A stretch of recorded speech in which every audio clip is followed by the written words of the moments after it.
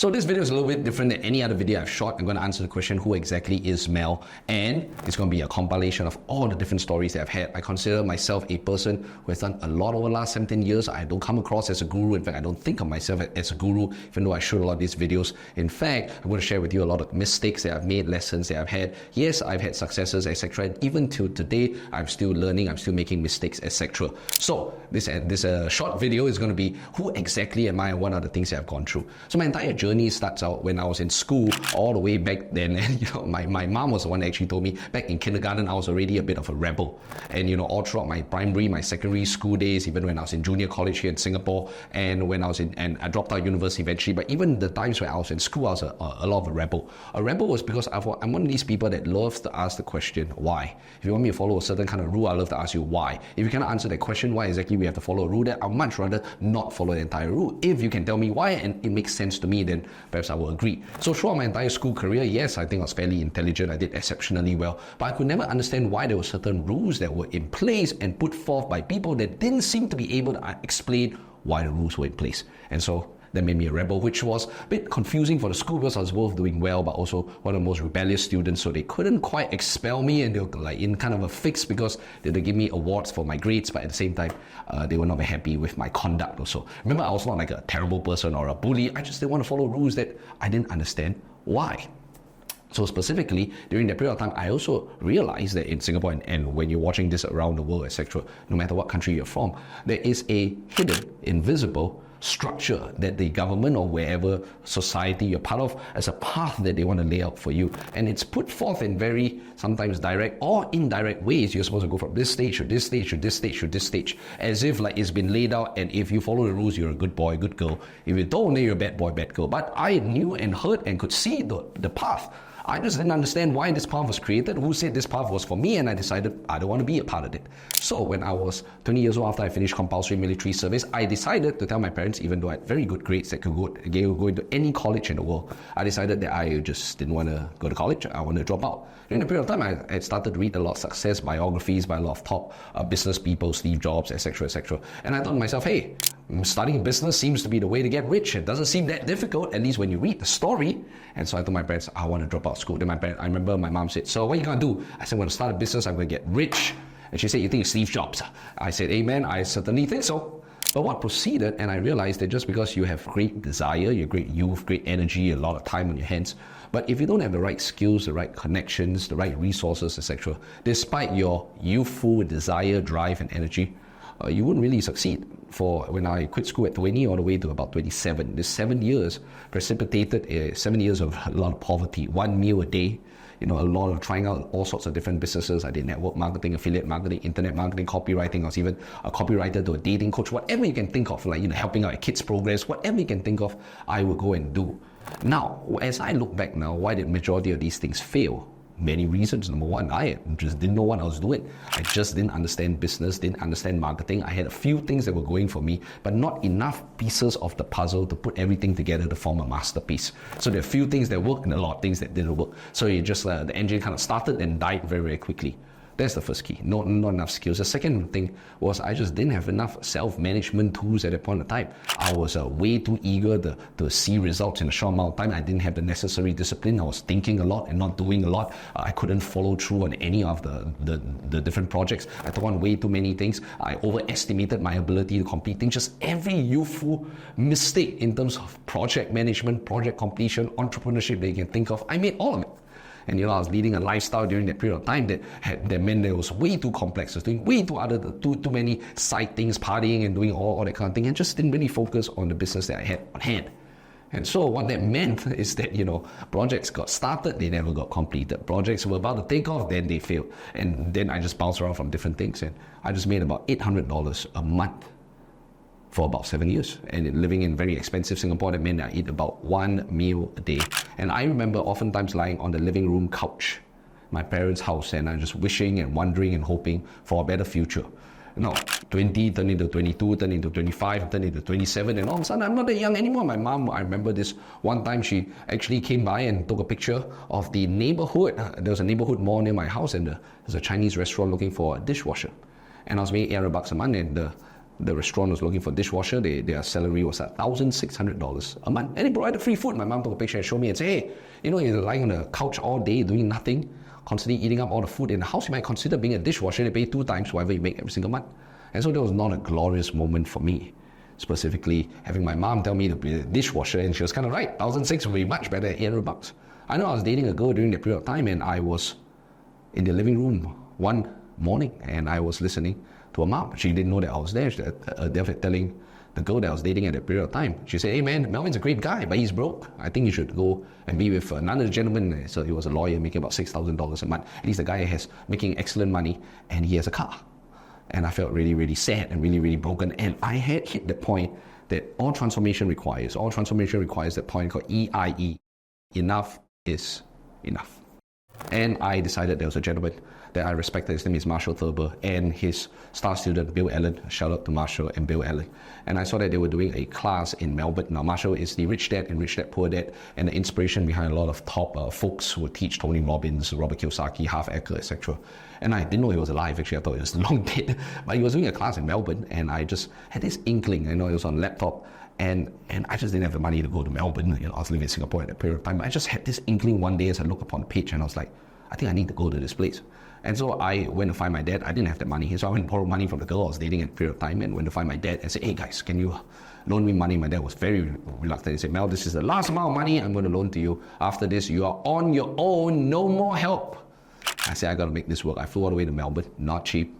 Went to attend this class, not cheap. I spent 3 days with this amazing man, Marshall. And during that period of time, I met his star student, Bill Allen.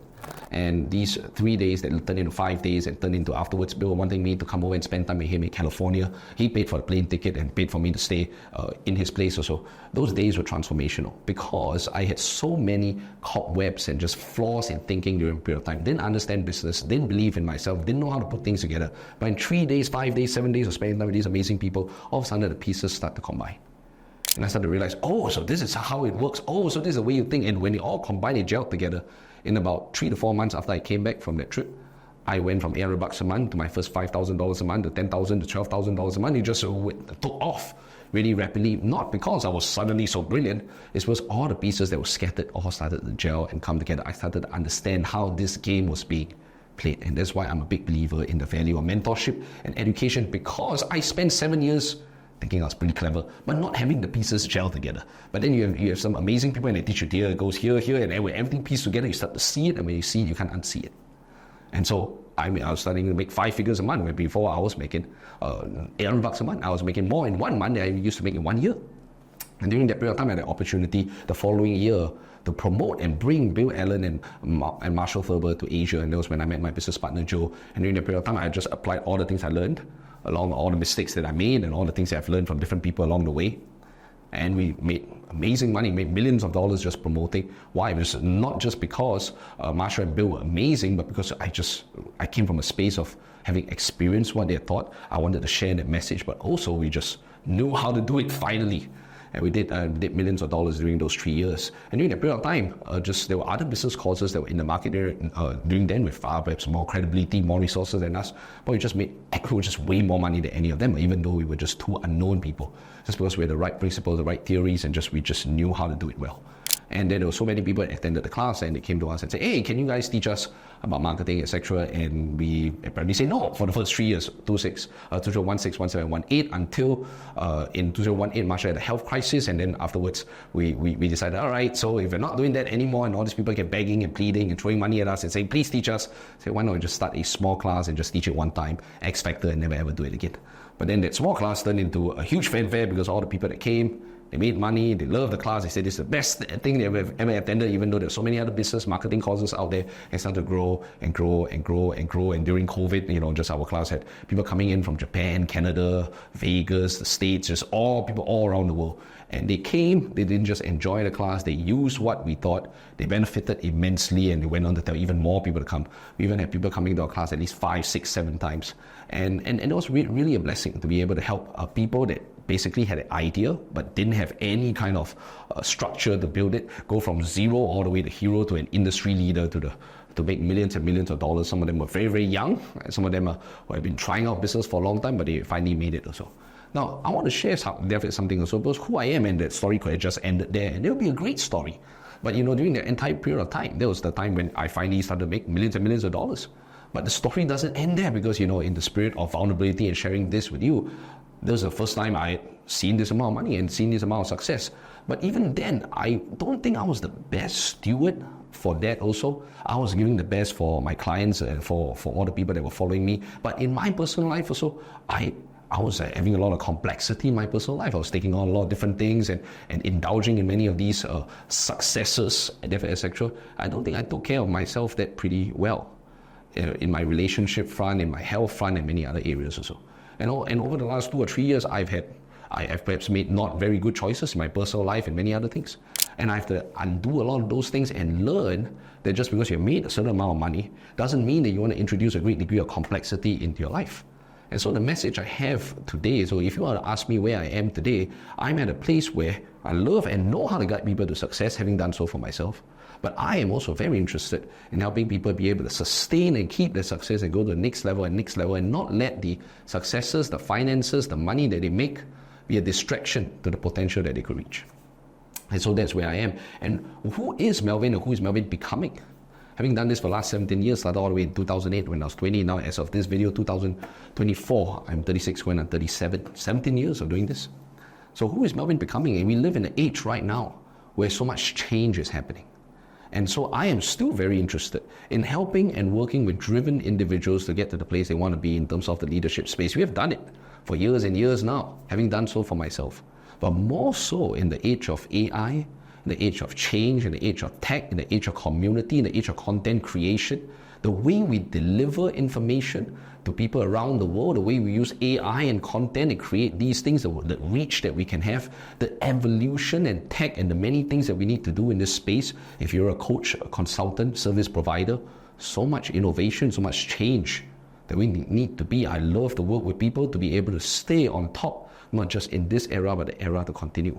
I love to continue doing masterminds and coaching to help people transform, not just in their business and tech, but also in themselves, to reach a place of success, but also not to let the trappings of success keep them at a level and distract them from the next level that they can be, having experienced that myself.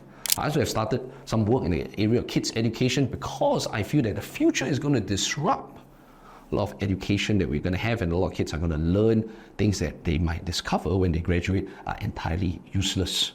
The world is changing, the world is exciting. We need to evolve as human beings. Our business needs to evolve. If you have kids, the education needs to evolve. And so in this video, I shared with you who I was, who I am, and who I am becoming.